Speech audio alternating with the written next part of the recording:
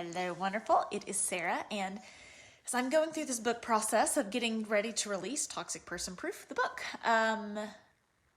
lots of challenges, right?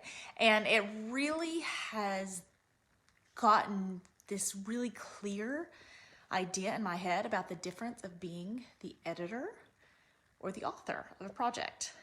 And of course, it always brought me back to your lives and my life and how we can improve our lives.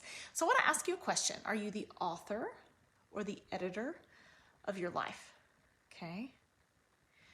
Because two different skills are needed, right? If you want to be the editor, you can nitpick things and you can be kind of critical and you can say stuff that you may not, that's difficult for them to hear, or you may restructure things. You get to pick out everything that's wrong.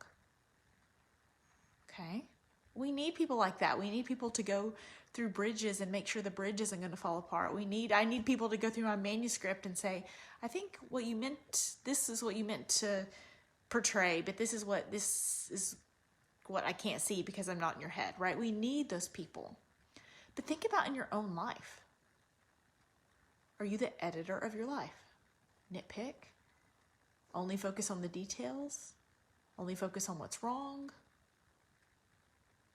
Being critical towards yourself? And think about how different that is than being the author of your life.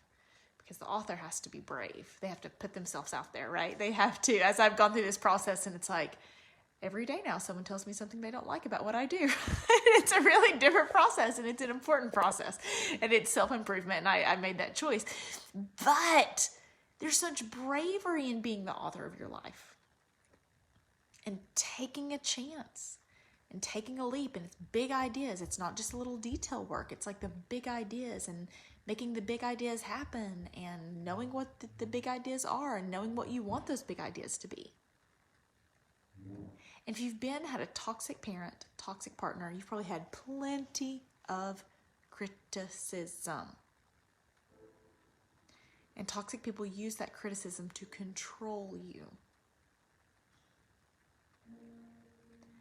But if you want an amazing life, you're going to have to move from being the editor of your life that picks yourself apart and critiques yourself constantly, because we don't want to take that toxic voice that other people have been in your life and you be the toxic person in your life,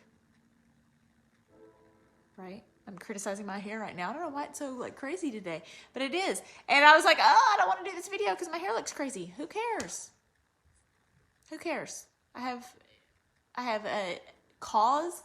I have movements. I'm not going to look perfect every time I'm on camera. It's so easy to start criticizing yourself and being that editor in your own life. So I want you to really think about that. Are you the editor of your life? Are you picking yourself apart? Are you taking that toxic person's voice and putting it in your head? Are you nitpicking yourself? Are you telling yourself it's not good enough? Are you telling yourself they're picking apart the little things? Or are you the author of your life?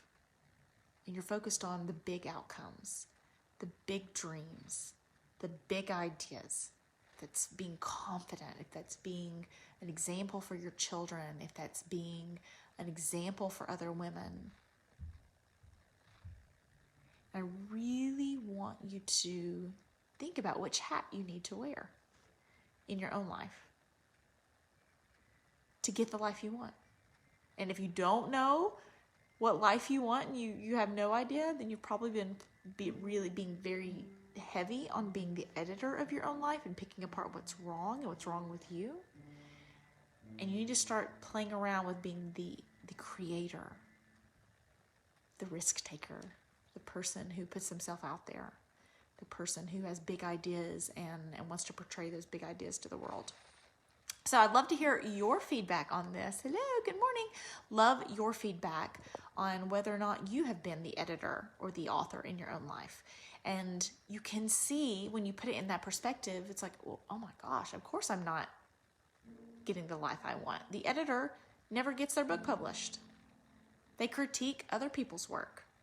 They never, and I'm sure my editor has 5 best-selling books of her own. But do you see the difference in that process? And as you approach your life, If you were only the editor and only picking yourself apart, then you're never going to be the person who leaves a legacy, the person who, has those dreams that they can connect to. And people say, oh my gosh, I never would imagine she would have ever had a toxic person encounter or a toxic relationship, because she's just so brave as she moves forward into her new life. So just think about that and figure out what hat you're wearing and work to become the author of your own life.